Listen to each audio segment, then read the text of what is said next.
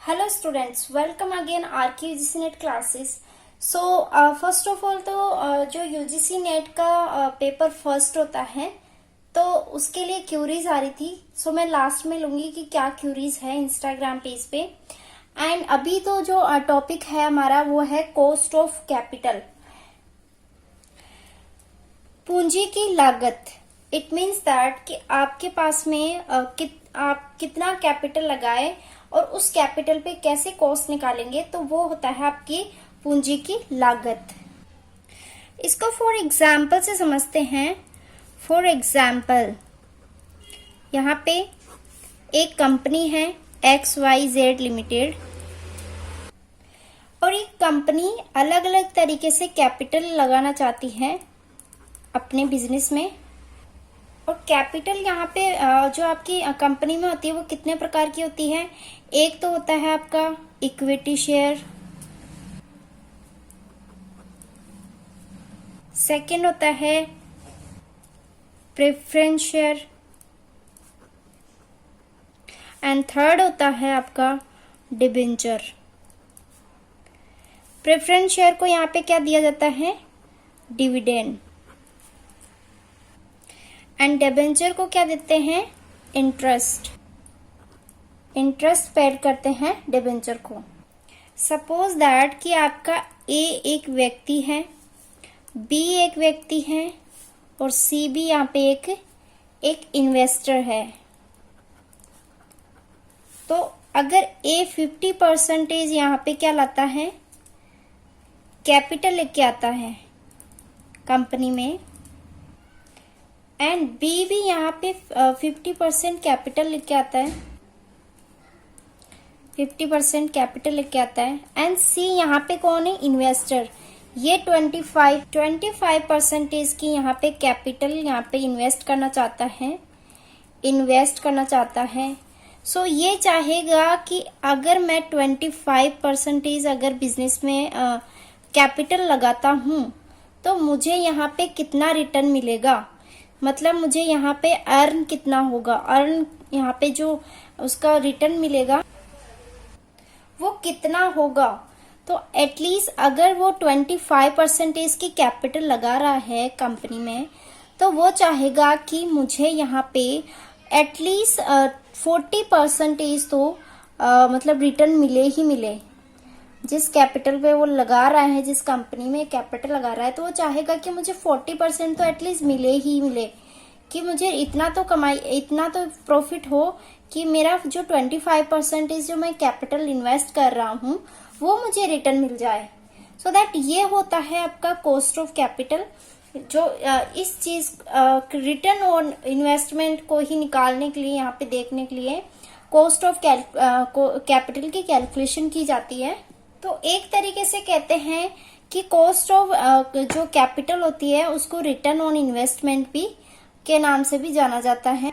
यहाँ पे return on investment के नाम से भी इसको बोल सकते हैं, किसको, कॉस्ट ऑफ कैपिटल को। सो देख लेते हैं इसकी meaning. The term cost of capital may be defined as the required rate of return, मतलब इसको डिफाइन किया जा सकता है रेट ऑफ रिटर्न्स के नाम से भी। A firm must earn on his investment project, जो इन्वेस्टमेंट जो प्रोजेक्ट होता है उस पे अर्न करना ही एक फर्म का मोटिव होता है। So that market value of the firm equity share does not falls. यहाँ पे क्या है कि जो आपकी मार्केट वैल्यू होती है इक्विटी शेयर्स की वो डज नॉट फॉल्स, मतलब कम नहीं होनी चाहिए, वरना जो कंपनी होती है उसका शेयर्स गिर जाते हैं एंड उसकी रेपुटेशन भी कम हो जाती है। सो देख लेते हैं हिंदी में। पूंजी की लागत वह न्यूनतम प्रत्याय दर है जो विनियोक्ताओं को अपने व्यवसाय को बनाए रखने के लिए विनियोगों पर अर्जित करनी चाहिए। मतलब यहाँ पे सीधा सीधा है कि इन्वेस्टमेंट जिस पे किया है, इस इन्वेस्टमेंट जिस कंपनी में किया है, उसमें जो अर्जित होने वाली इनकम होती है वो उसको बनाए रखने के लिए ही यहाँ पे क्या है, कॉस्ट ऑफ कैपिटल की कैलकुलेशन की जाती है। सो मेन पॉइंट्स देख लेते हैं इसके। Minimum rate of return of capital, मतलब यहाँ पे पूंजी की न्यूनतम प्रत्याय दर आपको लेना ही लेना है, अर्न करना ही करना है। Not a cost, not a cost means लागत नहीं होना, मतलब यह एक एक्चुअल में कॉस्ट नहीं होती है, बल्कि ये कैलकुलेशन होता है जो इसका पता लगाया जाता है कि न्यूनतम रेट और रिटर्न कितनी निकलेगी। सोर्सेज ऑफ वर्किंग कैपिटल, कार्यशील पूंजी स्रोतों का चुनाव, यहाँ पे जो वर्किंग कैपिटल के जो सोर्सेज होते हैं उनका ही चुनाव किया जाता है। यहाँ पे देखा जाता है कि कौन सा सोर्सेज यहाँ पे बेस्ट रहेगा। इवेल्यूशन ऑफ फाइनेंशियल इफिशियंसी, वित्तीय कुशलता का मूल्यांकन, यहाँ पे जो कैलकुलेशन की जाती है कॉस्ट ऑफ कैपिटल की, वो क्यों की जाती है कि उसका फाइनेंशियल इफिशियंसी की कैलकुलेशन या इवेल्यूशन कर सके। Next is specific cost and combined cost, इसको समझने के लिए नेक्स्ट देखते हैं। स्पेसिफिक कॉस्ट में यहाँ पे क्या क्या आता है वो देख लेते हैं। Types of capital, types of capital में मैंने बताया आपके पास में इक्विटी कैपिटल होती है, प्रेफरेंस कैपिटल होती है, एंड डिबेंचर्स होते हैं, एंड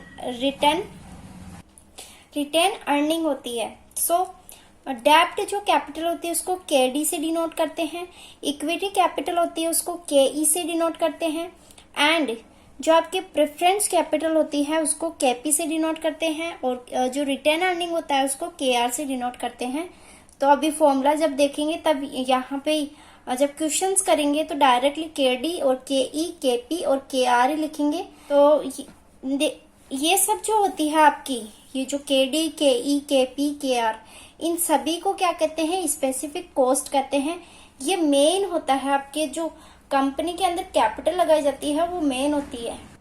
नोट देख लेते हैं। अदर कॉस्ट में जो अदर कॉस्ट होती है आपकी, इसके अलावा, इनके अलावा अभी जो देखे थे, इनके अलावा जो अदर कॉस्ट होती है उसको कंबाइंड कॉस्ट भी कहते हैं, और कंबाइंड कॉस्ट को के ओ और के डब्ल्यू से डिनोट करते हैं। यहाँ पे के होता है आपका ओवरऑल और के डब्ल्यू होता है आपका weighted. Next is calculation of net proceed. Net proceed से मतलब है यहाँ पे शुद्ध राशि। देख लेते हैं, ये 3 प्रकार की होती है, 8 पर, 8 प्रीमियम और 8 डिस्काउंट। तो ये इंग्लिश में 3 लाइनें हैं इंग्लिश में, और 3 लाइनें हैं हिंदी में।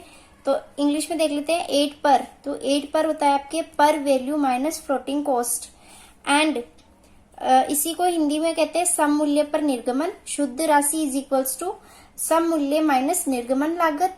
फिर है 8 प्रीमियम, पर value plus premium minus floating cost, and यहाँ पे प्रीमियम पर निर्गमन है शुद्ध राशि इज इक्वल्स टू सम मूल्य प्लस प्रीमियम माइनस निर्गमन लागत।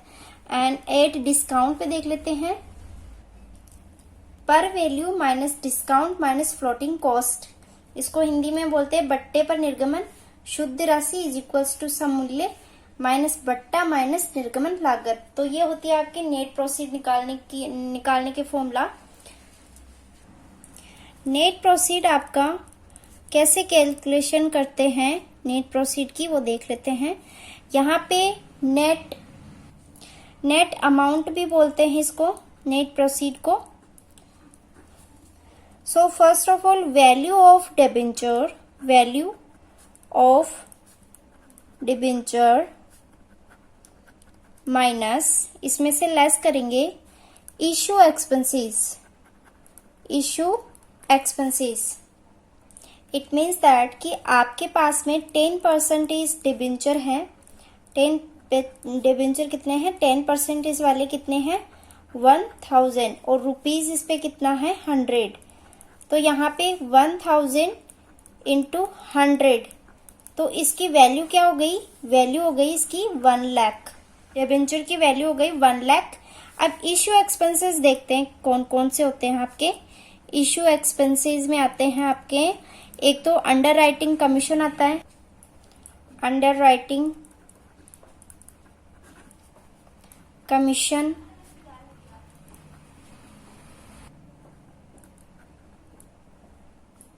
नेक्स्ट आता है ब्रोकरेज,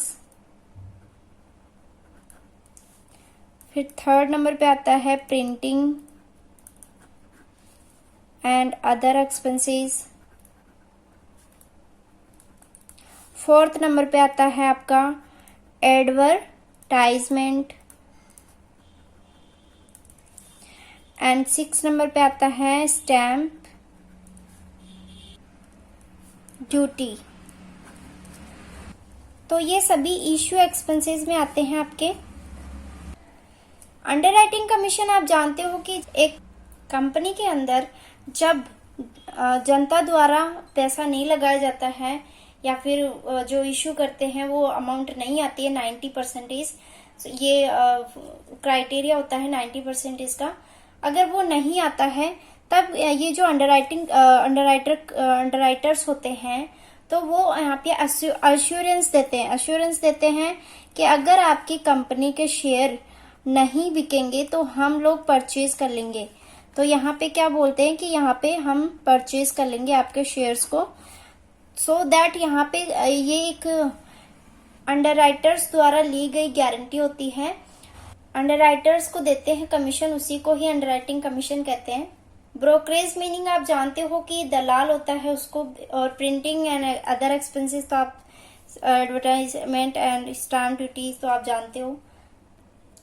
तो आज के लिए इतना ही काफी है, एंड सेकंड पार्ट में करेंगे इसके जो टाइप्स हैं वो एंड फॉर्मूलाज, एंड उसके बाद में करेंगे क्वेश्चंस जो यूजीसी नेट में पूछे गए थे इन लास्ट 2 इयर्स में।